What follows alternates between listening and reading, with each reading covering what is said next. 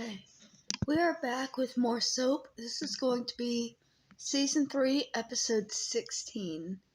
And I am still low on iron, so I might just fall asleep and let it play through. In the last episode of Soap, Jessica got depressed when she found out Detective Donahue got married. Dutch got depressed when he found out Eunice got lucky. And although she promised never to be unfaithful again, we know she didn't mean it. Bert got rid of his depression over dying by trying to get on a book of world records. Jody got depressed because he couldn't find a nanny. And until he found a nanny, he couldn't go to work, which was depressing his bank account. So he moved back home, which helped Mary over her depression. Depressed? You won't be after this episode of Soap.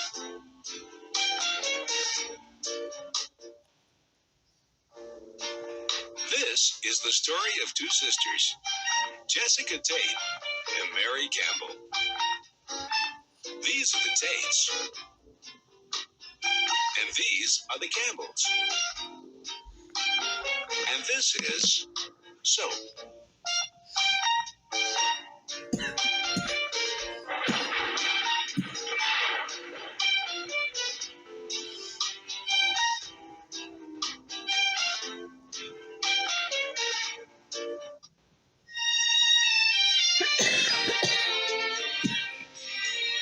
Sorry.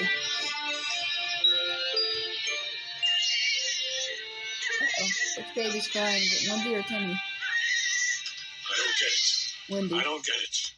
As soon as her head hits the pillow, she turns into a fire engine. She's teething. Teething. She's been teething for a month. What is she, a walrus? Teething. When they're babies, they cry from teething. Then they get braces, and they walk around for a couple of years looking like a 56 Buick. Then they need caps. There's braces and night braces, retainers, rubber bands flying out of their mouths, smack in the eye. Mary, in the mouth of a teenager, lived at national debt. You're raving. I get a little irrational. I haven't slept in 6 weeks. I'm glad I can't sleep. I get nauseous when I lie down. I can feel the baby kicking me. It's a wonderful feeling. I lie there in the dark, feel a little kick, giggle like crazy, and then throw up. God, I'm starving. Well, as long as I'm up, I may as well take another shot at this here. Nah, for the Guinness Book of World Records, 11:58 p.m. Hey, hi, Bears. Hey, Judy. I'm real sorry about this. No problem. I love it. We get to come down here, talk, I don't know. Hey, Wendy. Grandpa. That's it, I'm moving out, Bob. Don't bug me. I'm leaving. It started again every night, all night long. I can't stand it anymore. Come on, Bob. She's just a little baby. I'm not talking about her, Dr. J. I'm talking about you. All night long with that ball. Ka-ching, ka-ching, ka-ching. I'm laying in bed screaming, shoot already, dead.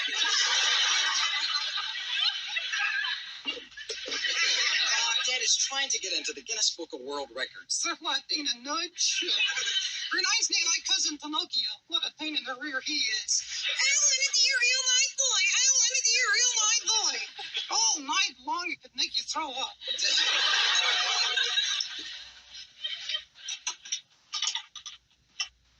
Hi. Carol. May I come in? Sure.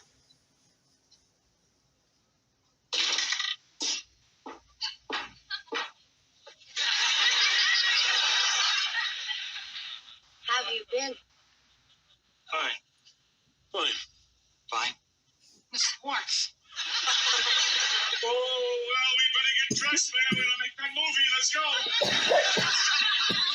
Bert, it's midnight. I'll put on a skirt. I won't be a minute. Hi, Mary. Hi, Carol. Excuse me, I have to throw up. Chuck, do you think you and, Bob, why don't we go for a walk? Oh, hi there, Carol. Long time no see. Bob? Listen, did you get that Mother's Day card that we sent? Oh, I guess not. Good night, little Windy. Huh. You look well? You were what, in the neighborhood and thought you'd just drop by? Something like that, yes. At midnight? God, she's beautiful. More beautiful than I remember. You got some memory. She looks like you. When she's awake and screaming, I think she looks like me. But right now, I think she looks a lot like... I think she looks like you.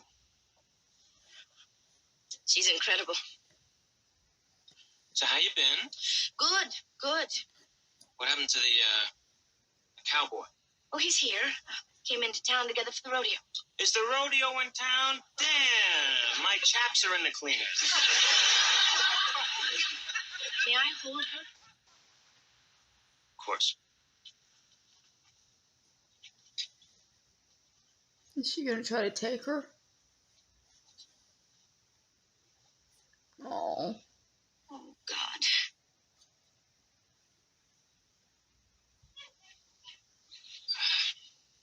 Carol, would you mind putting it down? I really want her to sleep. Okay.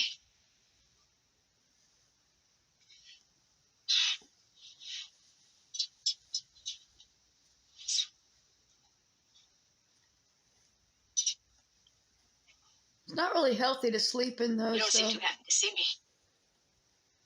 Carol, you come into my life like a sailor on leave. Tell me I'm going to be a father, then leave me at the altar. Prevent me from seeing my child, then you abandon her. Now, here you are again, and you don't understand why I'm not happy to see you? Well, excuse me if you are not my choice for Woman of the Year. Judy, you don't know what I went through. It's late. We've got to get to sleep. I understand. I'm sorry.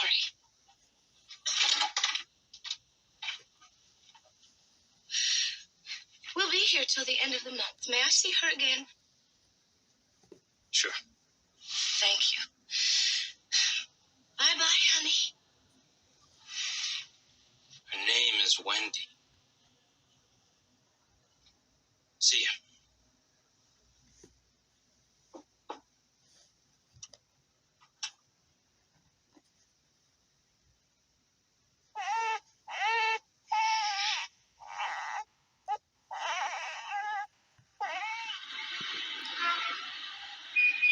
Carol only shows up when she wants to cause trouble. Mother, will you listen That's to me? worrisome. Mrs. Fader got killed by a lion on a safari in Africa. You live in Queens. What do you mean you're next?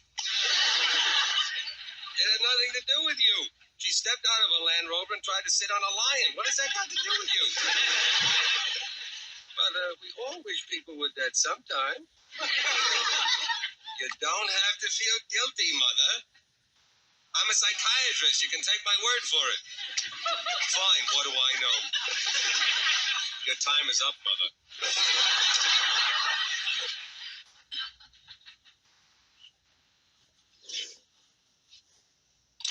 Mrs. Tate? I'm not crazy. I'm sure you're not, Mrs. Tate. Come in. You see, I'm here because of my children. They wanted me to come here. I understand. Sit down. Do you really understand, or you're just saying that to humor me because actually you really do think I'm crazy? I don't think you're crazy, Mrs. Tate. Believe me. Sit down. The patients are generally not the crazy ones. We are. Well, that's very funny. That really is very funny. What is that hat? Well, I feel much better now. You see, I was a little depressed. That's why my children wanted me to come here. Now you've made me laugh, and I feel so much better. I really want to thank you for that, Doctor. Goodbye. I have 48 minutes left. That much? Well, I just want you to know, Doctor, I have no intention of being entirely honest about everything. There are some things I prefer to lie about. That should be helpful. That just about does it. Time's up. 47 minutes left. Of course, I do have one aunt, distant aunt, very, very distant. She lives in Portugal. And she is a little crazy. She thinks she's royalty, wears a little crown everywhere, you know, to the market, to the beach. Last year declared war on Spain. Doctor, I don't mean to be personal, but why do you have a punching bag in your office? It's to help people get rid of their anger. They pretend pretend the bag is someone they're mad at, and they punch it. I see. Would you like to try it? Oh, thank you. I might break my nails. It can be very helpful, Mrs. Tate. I have used it myself on occasion. Who do you pretend it is? It depends. Well, I used to pretend it was my wife. Used to? We're divorced now. We've been divorced quite some time. I see. I'm entirely over it now. But then, well, I guess I used to get pretty upset about things. Like what? Like what? The woman was having an affair with our next-door neighbor. No. Yes. He used to come over all the time and borrow my tools. I had no idea what else he was borrowing. The psychiatrist gonna start a relationship with She Jessica had an affair now. with our son's orthodontist. Jessica seems to get into a relationship with every man that she interacts with, much like Eunice, so I'm curious if this is going to be her new love interest. He charges me $6 grand, sleeps with my wife, and my kid still looks like a rabbit. She slept with the pediatrician. She slept with the pool man. She slept with the gas man. She slept with the plumber. She slept with anyone who rang the doorbell, and I never knew it. All I ever knew was whenever we got into bed, she was too tired. Too tired. It's a wonder she was still alive. Maybe she slept with Chester, Who's Chester? my husband. If he drove down our street, odds are she did. Are you all right? Of course, I was just demonstrating. Your wife sounds a lot like my husband. Oh? My husband just left me for another woman. Oh. Well, actually, not a woman. A teeny bopper. Well, it's easy to see then why you're so depressed, Mrs. Tate. I guess it's normal to feel depressed. Oh, hell yes. After I found out about my wife, I was so depressed I couldn't get out of bed. Neither could she, which is why I was so depressed. Believe me, Mrs. Tate, you are reacting normally. I'd be worried about you if you weren't depressed. Now, why don't you try to get rid of some of your anger? Go on, punch it. But I'm not angry, really. Oh, come on, you gotta be a little angry. Oh, really, nothing. After what your husband did, you're not the least bit angry? Oh, I No. see, it's a Think bow. what he did. It looks like Think she had of how horns. he treated you. The cheating, the deception, all those years, all those lies, all those women.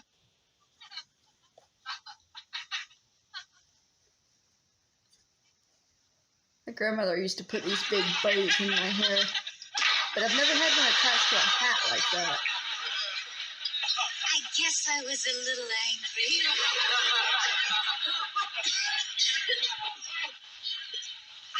I'm so sorry.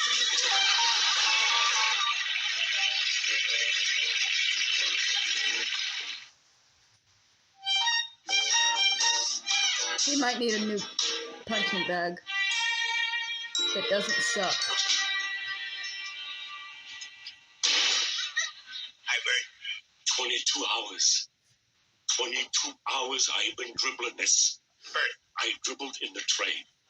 I dribbled down the street. I dribbled in the subway where I almost got killed. 4 black guys tried to take it from me. And what happens? In your office, one of your stupid nurses slaps it out of my hands.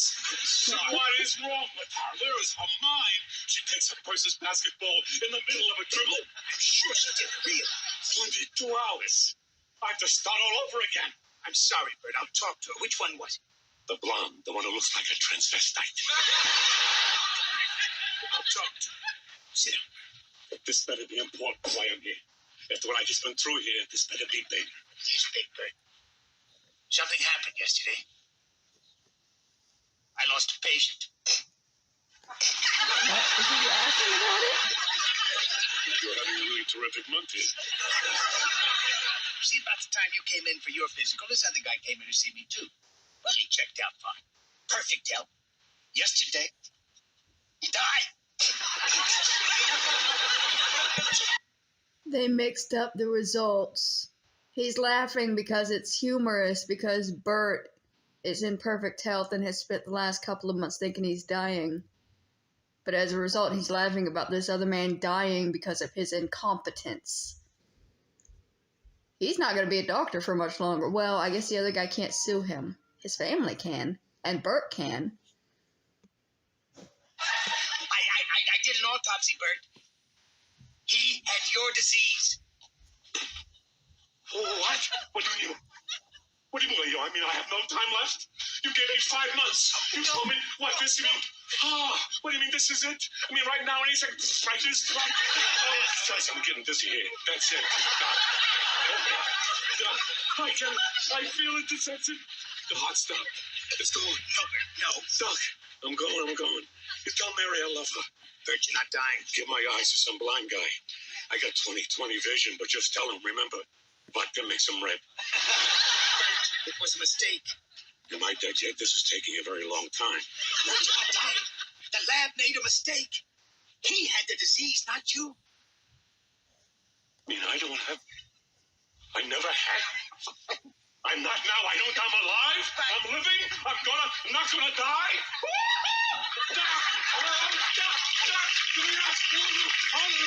Bert's okay. All right. I feel awful. That poor guy died, and I'm happy. Oh, if it's any help at all, Bert, he was a terrible guy. See, that's why I got so upset when I thought you were dying. I said, why, Bert? Why should Cookie live and Bert die? Cookie. His name was Cookie. You can imagine a man named Cookie. Wait a minute here. How do you make a mistake like this? How do you make this mistake? Computer error. Computer error? Happens, Bert. Computer error? We're talking life and death here, not master charge.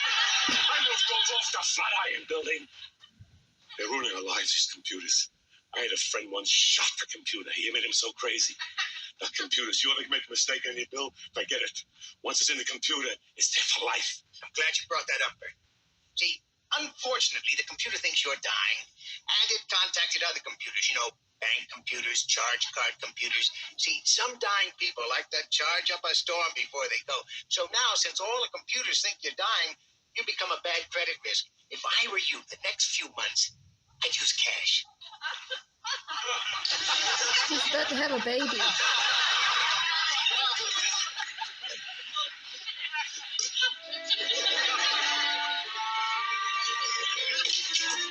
Yeah, this doctor would be so sued in today's day. Like, he would be sued before Bert left the office. Ooh, baking lunch. Good, I'm starved. It's for the baby, Mom. What is it? Strained spinach, strained carrots, and strained beets. I think I'll just have a cup of coffee. Why can't they make strained lobster Newburg or strained chocolate mousse? I'd love to go out some night and eat something I actually had to chew. Well, why don't you, dear? I could watch little Timmy. No, it's not easy dating when you have a kid, Mom. Men seem to run the other way. Don't I know it? What? Well, look at me. I have 4. Am I dating? But all your children are grown up. I mean a relationship, with some nice guy who's bright and funny and caring. Someone who asks me questions about myself. Someone who cares about what I think. A friend as well as a lover. So Tim's not coming back. Feeling that. Someone with a nice car. Hi. Hello, Billy. You're home early. I never went out. That's strange. You've been spending so much time away from home lately. Oh, Billy, you're not ill, are you? I'm great. I feel fine. How's Leslie? She's great. Fine. She's terrific.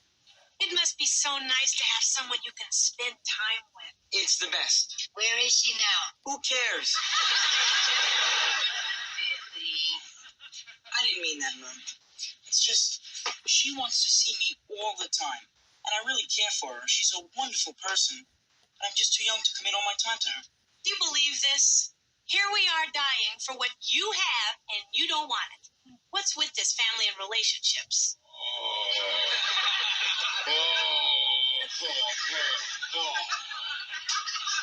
Is something the matter, Dutch? Oh, nothing. Everything is Jake. You seem a little depressed. I found this on my pillow. What is it? It's a letter. I know that, dear. I mean, what is in it?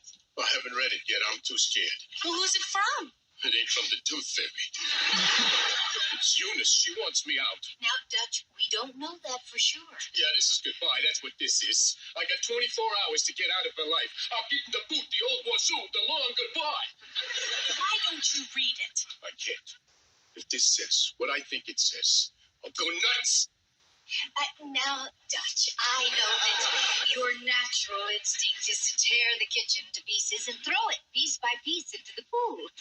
But you're a mature, intelligent man, and I'm sure you can take any news, good or bad, with dignity and decorum. Thanks. Would you like one of us to read it for you? If you don't mind. Oh, there's absolutely nothing to worry about. There's nothing we humans can't handle like the British do. Has anyone seen Irv? Who? My pigeon. I sent him across the lines with the prescription to fill, and he hasn't returned. The damn bird. Oh. Exactly. It's a lousy letter, ain't it? No, not at all. Not at all. Look, neatly typed. It's in a new envelope, nicely folded. You read it to me?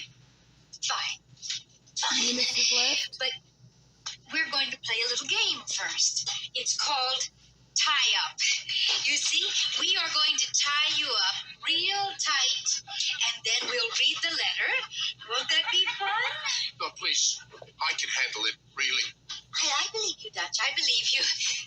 Corinne, you read the letter.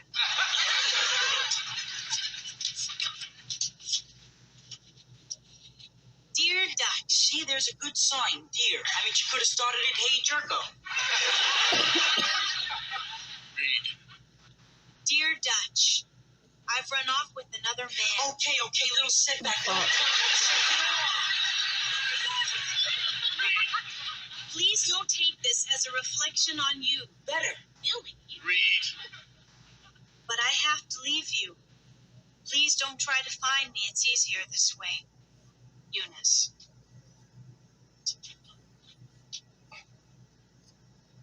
God, look at the time. Well, so long, everybody. I better run. How are you feeling, Dutch? Don't worry.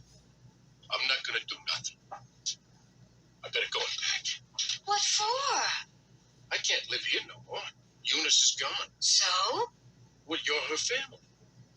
I wouldn't be here if it wasn't for Eunice. I wouldn't be anywhere if it wasn't for Eunice, so I better just go. Dutch, wait. We're your family now. Nah. I appreciate you saying that, but that ain't true. Now, Dutch, you listen to me. You are not only a part of this family, but technically you are the man of the house. I mean, we have just recently lost 2 husbands here. And I simply will not tolerate another man walking out of this house. Dinner's at 6. Please don't be tardy. She won't tolerate it.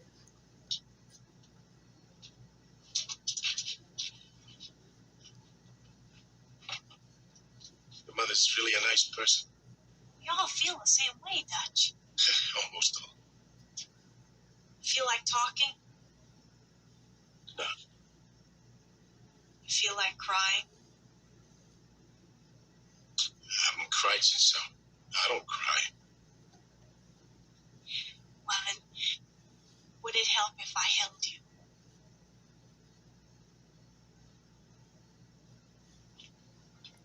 Eunice is just as trash as Chester is. Unfortunately, it must be a genetic inheritance from her. Will seeing a psychiatrist help Jessica? Will seeing Jessica help the psychiatrist? Now that Eunice has left home, will Corinne end up with her room, her clothes, her man? Did Carol just drop by to see the baby, or does she really want something else? Now that Bert knows he's not going to die, will finding out Mary's baby might not be his kill him? These questions and many others will be answered on the next episode of SOAP. Her rewrapping the banana makes me laugh.